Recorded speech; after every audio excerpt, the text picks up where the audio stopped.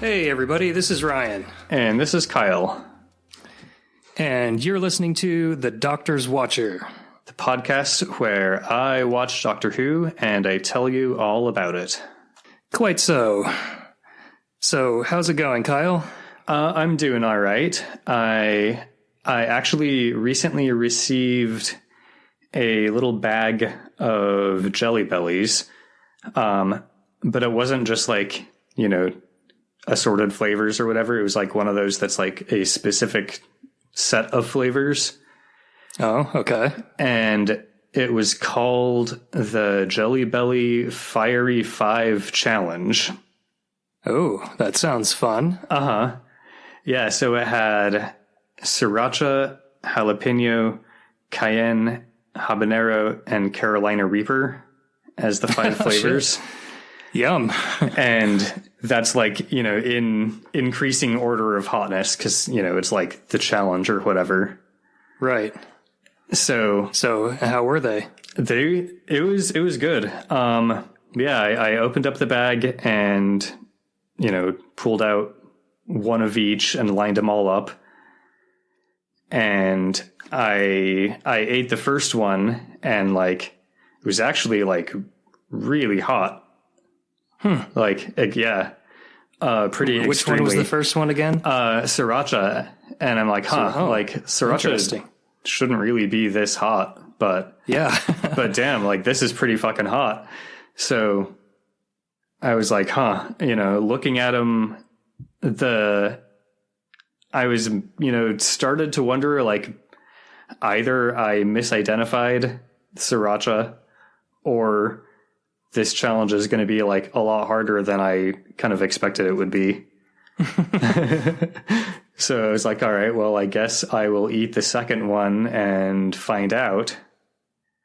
So I ate the second one, the jalapeno, and it was hardly anything. So yeah, turns out I misidentified them and I actually ate the Carolina Reaper very first. Oh, nice. Well, I guess that's one way to dive right in. Uh-huh. But yeah, they were actually pretty good flavors. I don't know whether I will finish the Carolina Reaper ones specifically because they were really hot, but all the other 4 I am going to finish and I've already eaten most of them. Yeah, they're really good. As you would expect from Jelly Belly, they have distinctive flavors. It's not just hotter and hotter. Right. Yeah, you eat one and you're like, oh yeah, this actually tastes like cayenne pepper. Nice. Cool. That's cool. Mm-hmm. It kind of reminds me of, I don't know if you've ever seen that YouTube show, Hot Ones. Yeah, I've seen not that much, but I've seen a couple episodes. Yeah. That would actually be pretty neat if Jelly Bellies, there was a series of Jelly Bellies that mimicked each sauce they had. Uh-huh. But yeah, same kind of concept. It's supposed to be milder to insane hot. Yeah. Yeah, I was kind of assuming that this was inspired by Hot Ones. They probably can't actually say that because of trademark and whatever, but Right. Branding. Yeah. Well, cool. So was this a birthday gift? It was actually a late Christmas gift, or our local friend group. We celebrate Winter Friends Day is what we call it. Nice. Well, that's cool. Well, listeners, for your benefit, since last episode recording, we have passed Kyle's birthday, so happy late birthday to Kyle. Thank you. That's true. We actually had planned on recording a week ago, but we bumped it to this week because of my birthday. Indeed. Well, I hope that went well. Did you have a good time? Yeah, it was a lot of fun. Yeah, I had some friends over the day before my birthday, and we did some gaming. And then the day after my birthday, my partner and I we went to the Charles Schulz Museum, and that was pretty fun. And Awesome. then we went and walked around in a local state park that we haven't been to yet. Cool. That sounds very fun. So yeah, it was a good day. Nice. What about you? What have you been up to? Well, definitely nothing as exciting as having a birthday, but I have been up to some kind of fun stuff.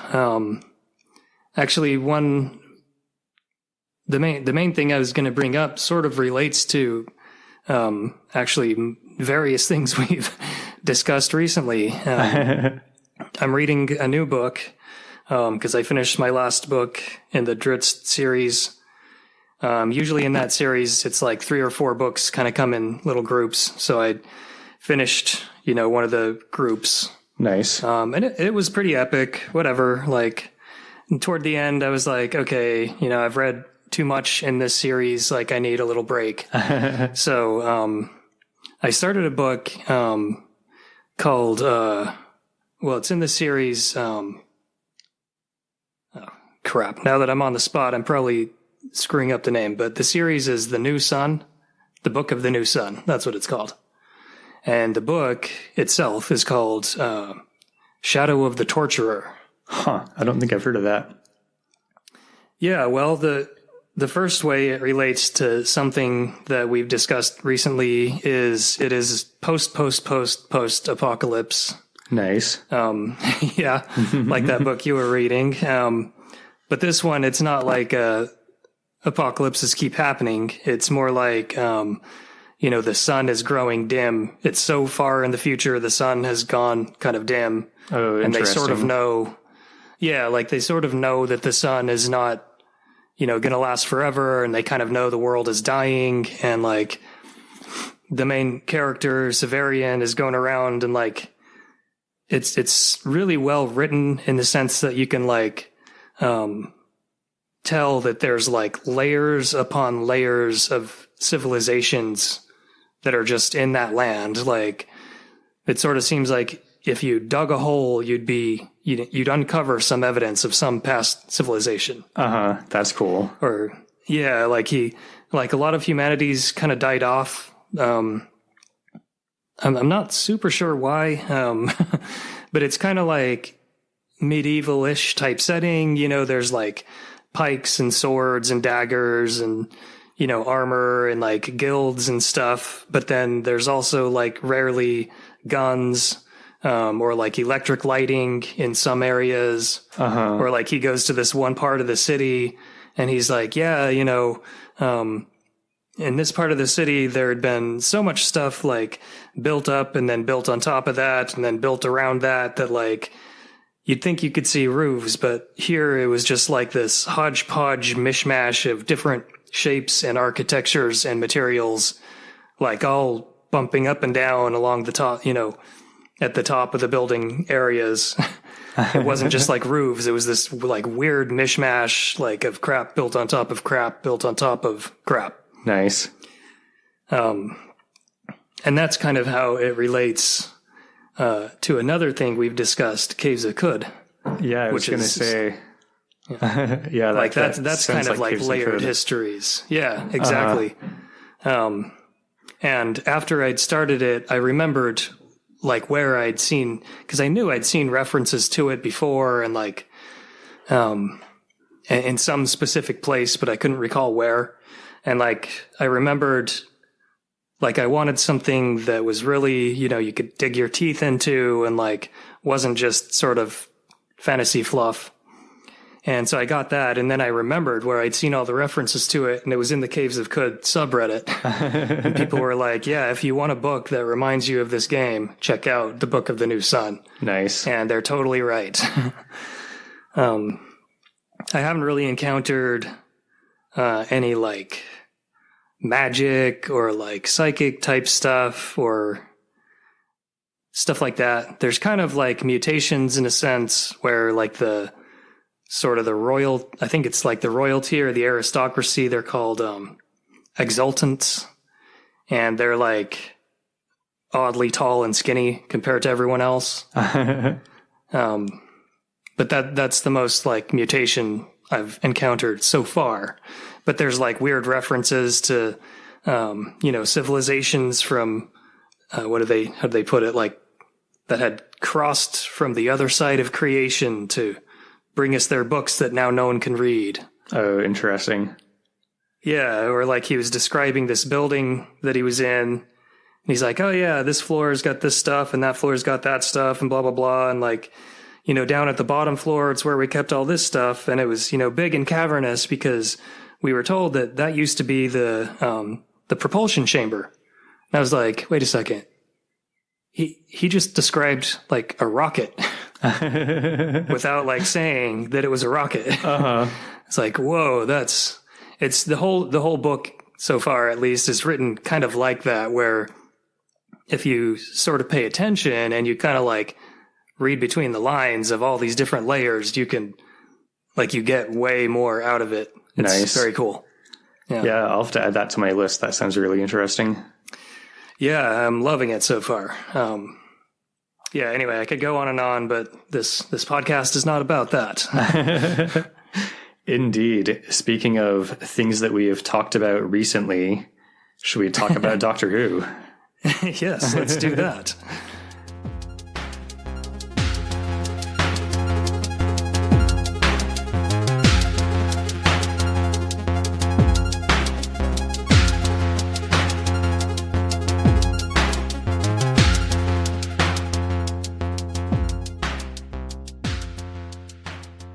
So this is the 19th episode of season 4 and the first episode of the Underwater Menace.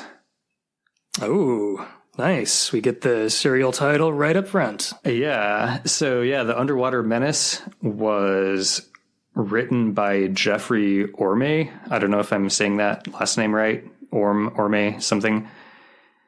And this was the only Doctor Who serial that he wrote, and he was 62 years old when he wrote it, which actually made him the oldest writer to work on Doctor Who until 1984, when apparently a 67-year-old wrote a serial.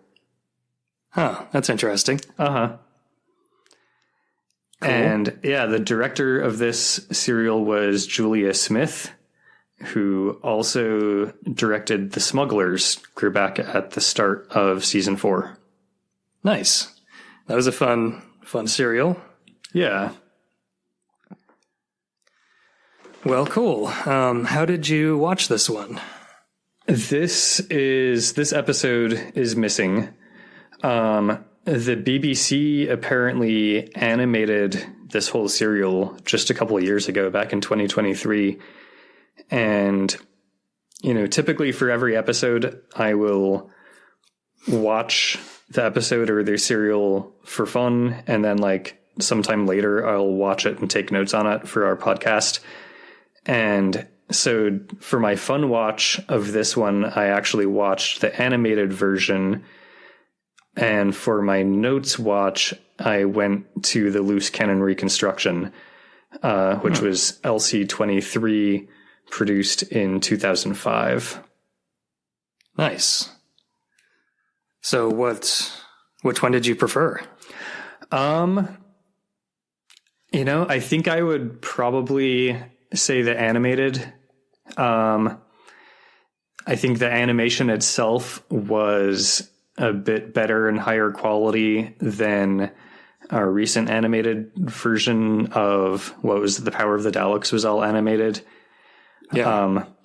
I didn't read as much about the history of this one, but just based on the animation itself, I'm guessing that they probably had some more time. It was probably not nearly as rushed. So, it's a pretty good animation. There are some interesting costumes and stuff that's cool to see in the loose cannon reconstruction. But on the whole, I think the animation was a better watch. Nice. Well, that's cool. I mean, that's still pretty awesome that you get kind of two different perspectives on it. Uh-huh. Yeah, for sure. Nice. Yeah, and I guess there wasn't too much of any cliff danglers from last time. I don't think, right? Dang, it's been kind of longer than usual. Uh-huh. Yeah, I guess mainly just that they dragged Jamie along with them. Yeah, that was pretty much, which is, I don't think I put this together at the time, but like totally involves Jamie time traveling, which is almost the main conceit of Outlander, the show. Oh yeah, I suppose Although so. In the show, he actually can't do it. Huh, okay. It's Yeah, only, I guess it's the lady who does it, isn't it? yeah, Claire and like her family, and like you have to be of a certain bloodline kind of thing to have the ability to travel in time. Interesting. Yeah. Yeah, so we open up this episode in the TARDIS control room, and Ben and Polly are basically explaining to Jamie that they don't know where they're traveling to, but they'll probably never see Scotland again. The doctor... It's kind of sad. Uh-huh. The doctor quotes Robert Burns, famous poet and whatever. Mm-hmm. And Jamie asks who that is, and the doctor realizes that in Jamie's time, Robert Burns hadn't been born yet. The TARDIS starts to land, and Ben starts talking about like how fun and exciting it is to like not know what's outside and what sort of adventure they're about to get into. But Polly's just like, please let it be Chelsea 1966. That would be fun. uh-huh. Yeah, Or good you're luck, but Yeah, like hippie times, awesome, good music going on back then. I'd be very into that. yeah, totally. I guess that's kind of where she was from. She probably just wanted to go home. Yeah, I think that's what she was going for, but yeah, as they told Jamie, like, they're probably never going to see Scotland, so probably also never going to see Chelsea 1966 again. Right. Sorry. Womp womp. Uh-huh. So the TARDIS materializes, and it is in what seems to be kind of one of its favorite types of location to materialize in, which is a rocky beach with cliffs. That does happen a lot. So they all head out and check out the area after the doctor grabs his tall hat. Out on the beach, Polly says that it's her turn to guess where they are, and she guesses Cornwall. Oh, you said that last time. And I was right. The doctor doesn't think that they're on the Isles of Britain at all, though, because the rock around them is volcanic, and it's only about 25 million years old. Oh, well, duh. So yeah, obviously that rules out England. Yeah, clearly. They see a volcanic cone nearby and decide to go check it out. So the GM is like, all right, cool. Are you all heading over to it? And the doctor's like, nah, I lay down on the rocky beach and close my eyes. That seems like a him thing to do. Uh-huh. So yeah, Polly and Ben and Jamie all wander off, and a few moments later, the doctor gets up and starts checking the position of the sun against his pocket watch. As if that would, like, have any relevance at all. Like, did you set your pocket watch on this world, dude? Or... Awesome. Yeah. But the other three are now climbing up the side of the volcano. Polly thinks that she sees some movement down at the bottom, but of course no one else sees anything. Obviously, she rolled higher on her perception check than they did. Mm-hmm. Not high enough to really know what she's seeing, just like there was movement. She picks something up. Uh-huh.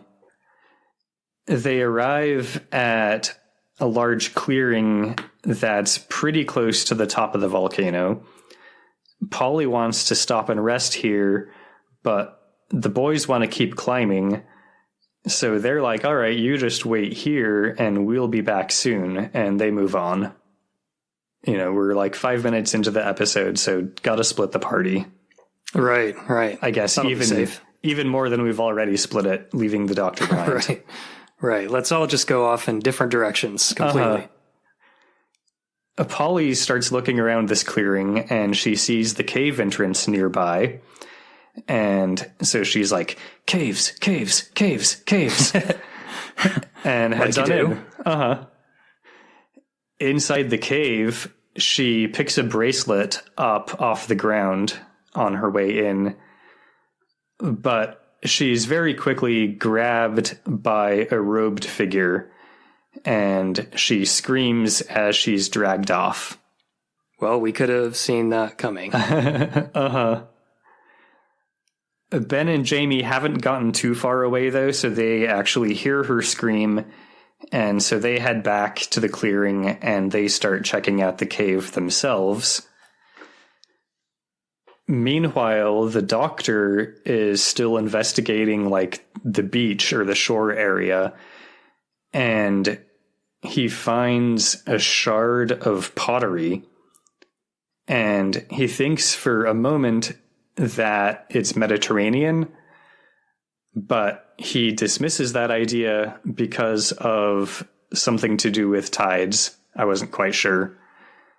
And he also thinks it's odd that the pottery shard doesn't seem to be very old. Interesting. Hello, Doctor's Watcher listeners. We are your servants. We do not need guns, but we do need your 5-star ratings and reviews. No more than 5 stars to be seen together at any one time. We are ready to teach these human beings the law of the Doctor's Watcher. Back to the show. Ben and Jamie are in the cave. They're calling Polly's name, and the GM asks them both for perception checks, and they both fail again. So they are immediately caught in rope nets and shoved into some sort of cage with Polly. Oh. A few moments later, the cage door opens again, and the doctor gets shoved in, and the door closes.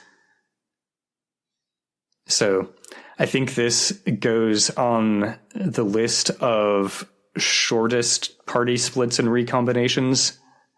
Yeah. The GM's just like, fuck it, you guys, I'm not dealing with it today. Like, you were keeping the party together. Come on. Right. Let's move the plot forward. Thank you for splitting. Now you're back together. The cage that they're in starts descending, and it goes down until they are well below sea level, and it keeps going to the point that it's getting hard for them to breathe. The doctor remembers that Doctor Who is theoretically supposed to be an educational show, so he explains that if they pass out, it's because of Kazon's disease, which I looked up, and I guess that's basically just another name for decompression sickness, or the bends. Oh, okay. Because you said they were going down? Yeah. So I guess maybe it's like reverse bends. I guess, yeah, because and I don't know if that actually happens in caves, does it? Yeah, Like, I thought it was more to do with, like... Okay, anyway, moving along. So he says that, and of course, as soon as he says, like, if we all pass out, they all pass out.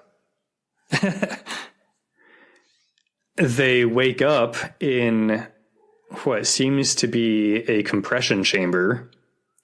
Ben, of course, being in the Navy, recognizes this. The doctor starts to speculate about who captured them and when they are. He says it's hard to put a date on it, but Polly's like, nah, it's probably like, I don't know, 1970 or so.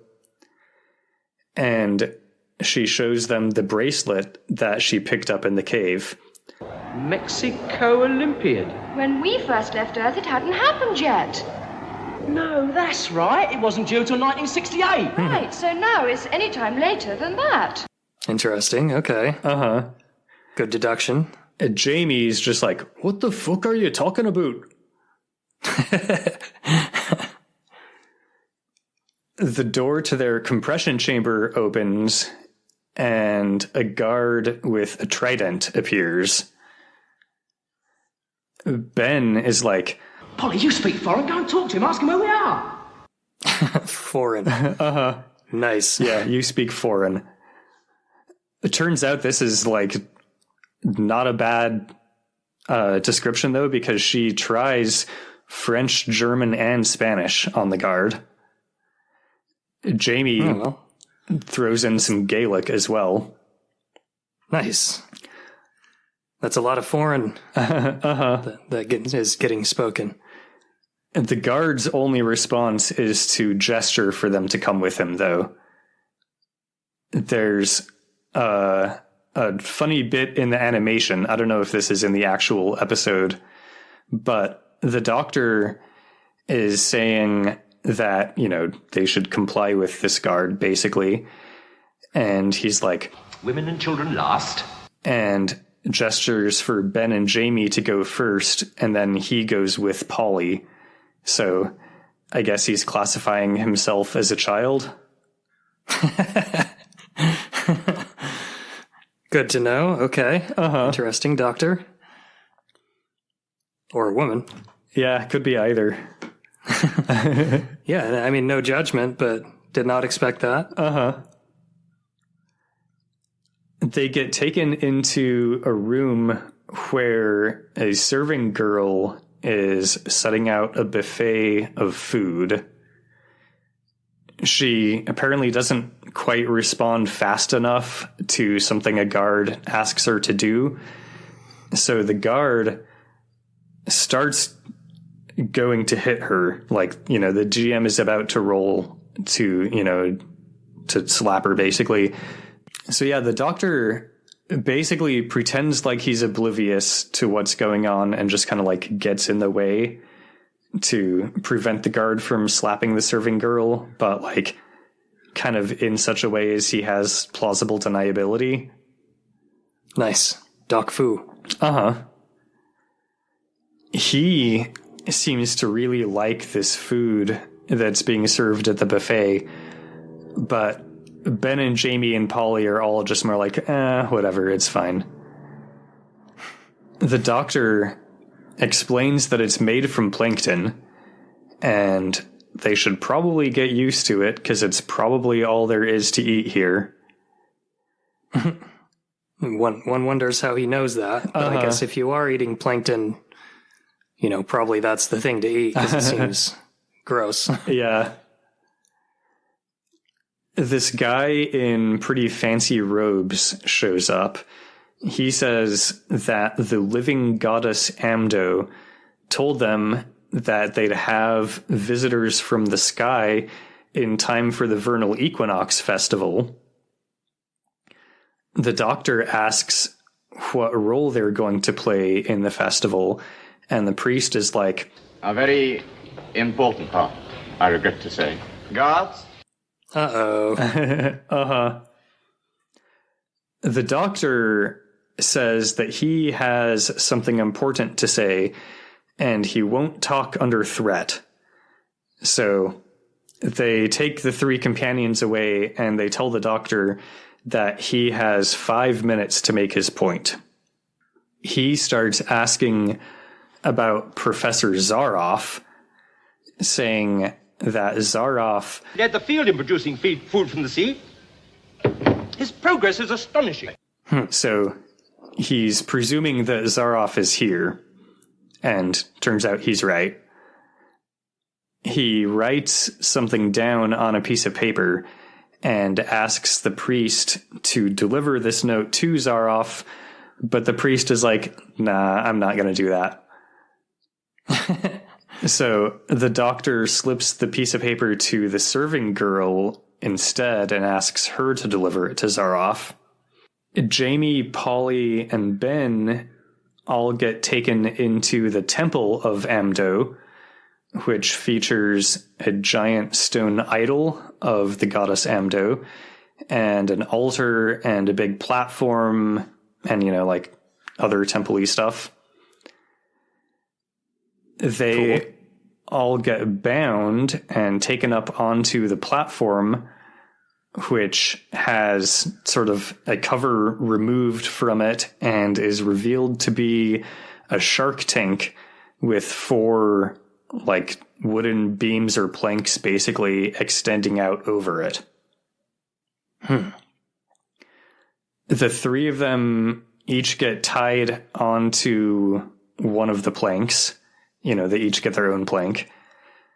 Ben thinks that, he's being pretty optimistic. He thinks they still have some hope as long as the doctor's not also, they're tied to a plank with them.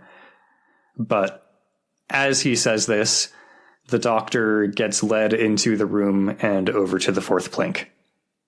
Uh-oh. The serving girl, Ara, was not allowed to see Professor Zaroff, but she gives this note to some other dude and tells him it's for Zaroff. And the other dude looks at it, and the note says, "Vital secret will die with me, Dr. W." Oh. Dr. W, I like it. Back in the temple, some cool background chanting starts happening. They're not chanting exterminate or anything like Daleks. It's just sounds or noises or whatever, not words. Or like cult sounds. Yeah, cult sounds basically. So the cult chanting, background chanting starts while a high priest wearing a fish mask talks about how life is like a stream of water. So he's kind of giving his sermon. It's not super clear in the loose cannon reconstruction what happens here, but it's better in the animation. Basically, what's happening is that there are jars of water that are serving as counterweights for each of the planks over the shark tank, and somebody removes a stopper from each jar, and the water in the jars all start to slowly drain, and as the water drains, the corresponding plank just kind of starts to tilt downward towards the shark tank. Oh, nice. Uh-huh. Oh, that's kind of a fun little setup. Yeah, totally. Hold on! Hold on for your lives! We cut over to the dude that Ara gave the note to. He gives the note to some other dude, and then we cut back to the travelers on the planks in the temple. Their planks are, all tipping pretty far, and, they're all literally holding on to the planks. They've kind of slid a bit and stuff. Yikes. Polly screams, and then the person who eventually received this note at the end of all the note passing comes rushing into the room, interrupting the ceremony, saying that he needs to speak with this man before the sacrifices happen.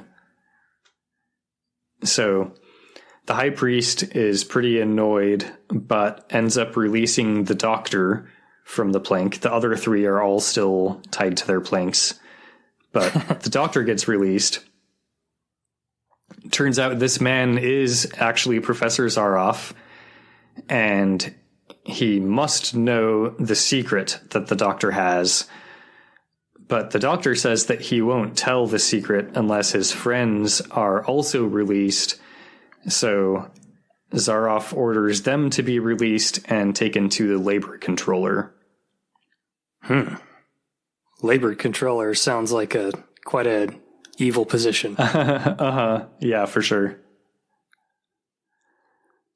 The doctor, sort of once the room is cleared, the doctor's like, it's super cool that the reports of your death 20 years ago were premature.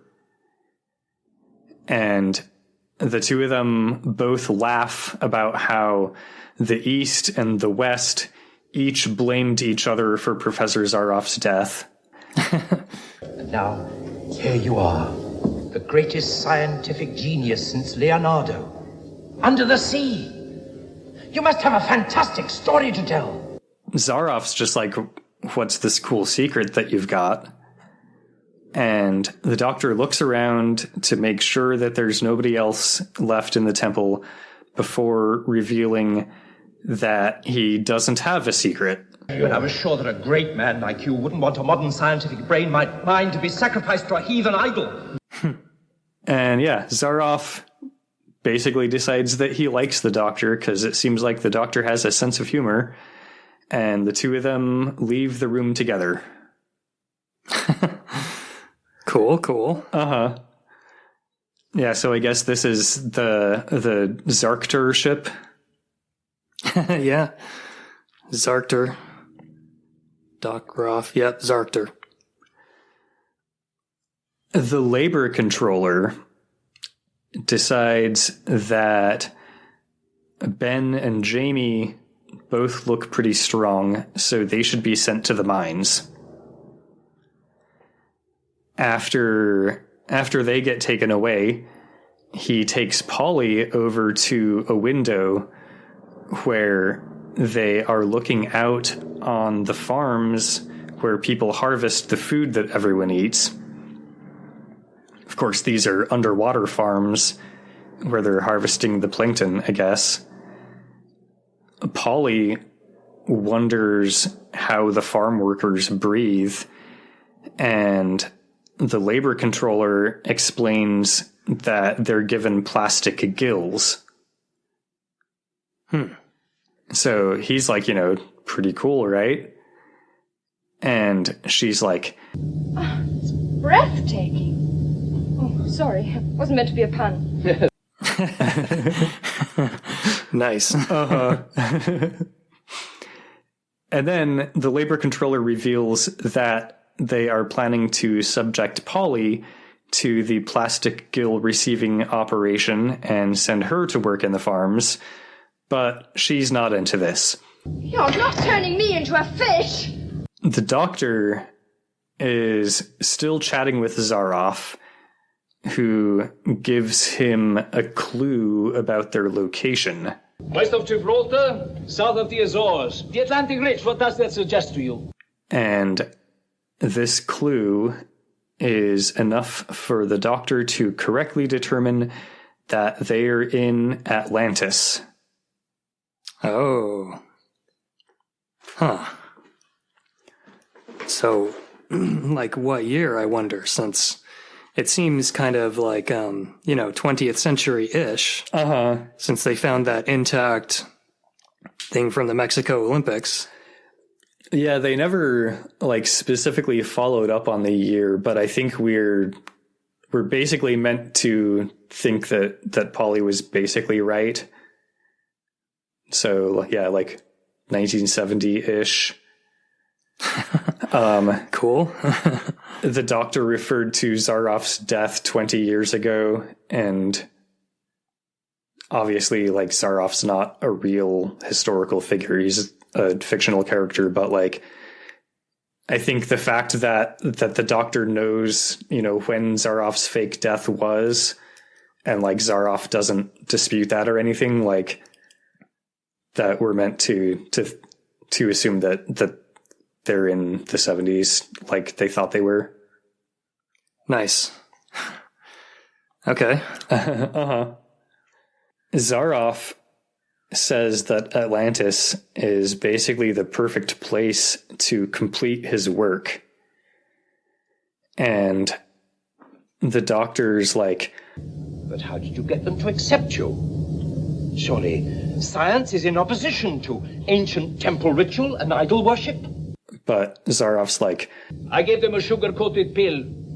I have promised to lift Atlantis out of the sea. They are interrupted by a guard who has to talk to Zaroff. And while this is happening, Ara, the serving girl, tells the Doctor that they're going to perform the fish operation on Polly. So he asks her to go back to Polly and basically get her away if the chance presents itself. And then he rushes off. We cut back to Polly, who is now in surgical gowns and being forcibly dragged to an operating table and like held down on the table as they prepare a giant needle. One tiny jab, and you'll know nothing more about it until it's all over. I mean, it sounds like it would be pretty sweet if you could use the gills and your lungs at the same time. Yeah, that would be nice. And it's not as if they're like actually turning her into a fish. But yeah, I mean, no one likes a giant needle. Yeah. So yeah, as they basically prepare the anesthesia, whatever, in the needle, the music plays and the words on the screen say Doctor Who Patrick Troughton.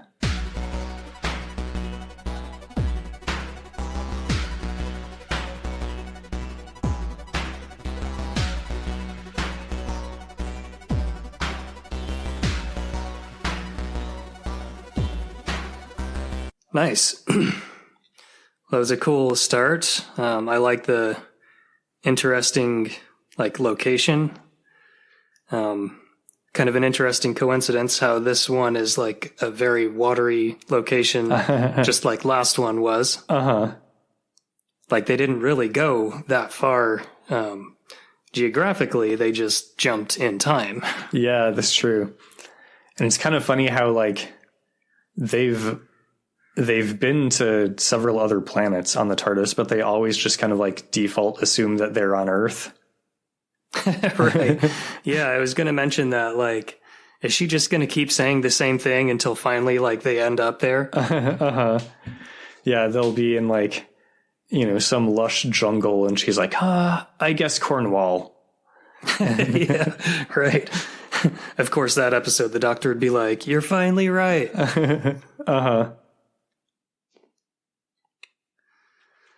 Well, nice. Yeah, this is pretty cool so far. Weird ocean cults, a little bit Lovecraftian, people half fish, half people type situations. Yeah, totally. Yeah, this is fun.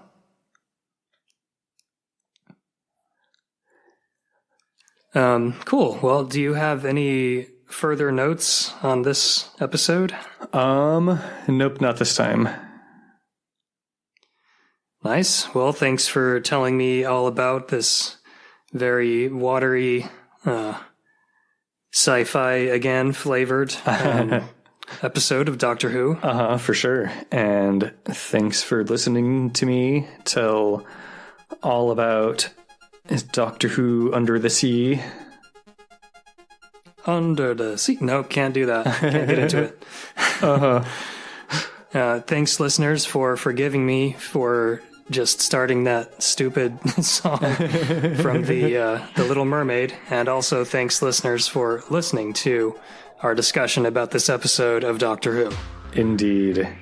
And also note that we could have started that Little Mermaid song like much earlier in the episode, and we didn't. Yes, you're welcome. This is why you keep coming back, listeners. I know it.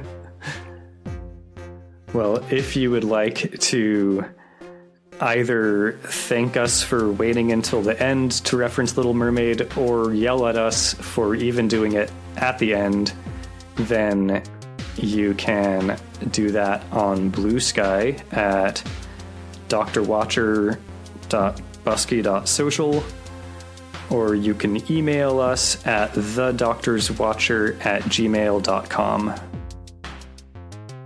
You could even request us to do more Little Mermaid references, which we may or may not ignore. True. And you could request a Little Mermaid cover from Circuit 23 at circuit.23@gmail or Circuit23 on Blue Sky. Tell your friends all about this podcast if you think they might like it. And if you liked it, then tell the world by giving us a rating and review and all that fun stuff on whatever site you prefer to rate and review podcasts on. Indeed. Well, Kyle, I guess I will see you in 2 weeks for next episode. Sounds good. We'll see you then. All right. Bye. Bye.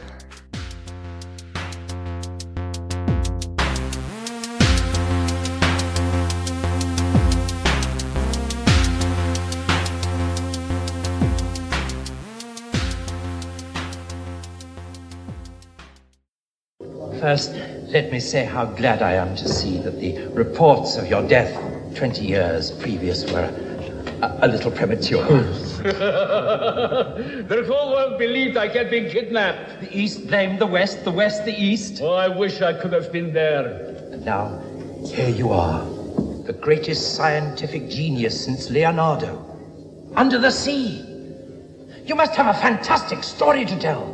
Perhaps I'll tell you someday, if you will live long enough to hear. Now this vital secret, what is it? I must know. I haven't got one. How dare you? But I was sure that a great man like you wouldn't want a modern scientific brain mind to be sacrificed to a heathen idol. You know I could have you torn to bits by my guards, yes? Yes. I could feed you to my pet octopus, yes? Yes. But you have sense of humor.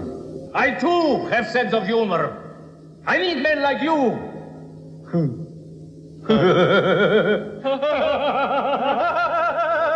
You come with me, eh? I come with you.